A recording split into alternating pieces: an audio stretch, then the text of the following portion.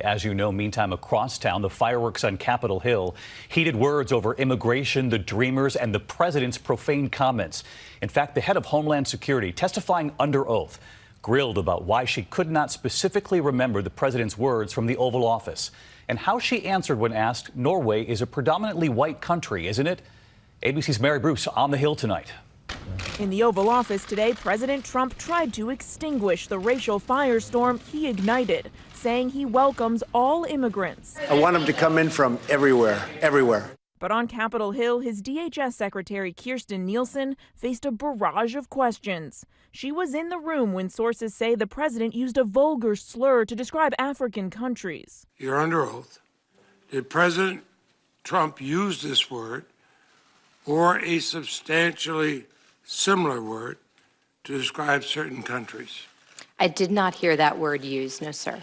That's not a question. Did he use anything similar to that describing certain countries? The conversation was very impassioned. I don't dispute that the president was using tough language. That answer didn't satisfy Democratic Senator Dick Durbin, who was also in the room with the president. What was that strong language? Apologies, I don't remember a specific word.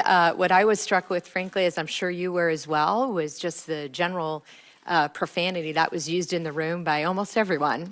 But it's not just the specific word sparking outrage. According to Senator Durbin, President Trump also asked why the U.S. couldn't take in more immigrants from Europe, Norway in particular. What he was specifically referring to is the prime minister telling him that the people of Norway work very hard. Norway is a predominantly white country, isn't it? I actually do not know that, sir, but I imagine that is the case. Okay. Senator Cory Booker seething with anger and frustration. Your silence and your amnesia is complicity. What do we want? The focus of the Oval Office showdown, a bipartisan plan to protect the nearly 800,000 undocumented immigrants brought here as children. Durbin says when the president's tone turned vulgar and racist, Republican Lindsey Graham confronted him. And I think Dick Durbin has been one of the best people you could ever hope to work with. Senators Graham and Durbin say the president seemed to be on board with their plan, but then he changed his mind. If the president's watching, I'm still in the phone book. Don't give my number out, but call me. This has turned into a S show, and we need to get back to being a great country. Later, Graham blasted the mixed messages coming from the White House. What we need to do better is a reliable partner at the White House. We cannot do this with people in charge at the White House who have an irrational view of how to fix immigration.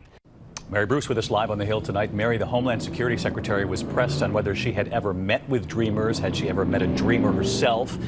And what are the chances at this point of a government shutdown? David, the secretary says she has not yet met with any DACA recipients. Now, as for a shutdown, Republicans are pushing for a short-term extension, while Democrats want to tie any action on Dreamers to a must-pass spending bill. Both sides are optimistic that they can come to an agreement, but bottom line, David, a shutdown here is a real possibility.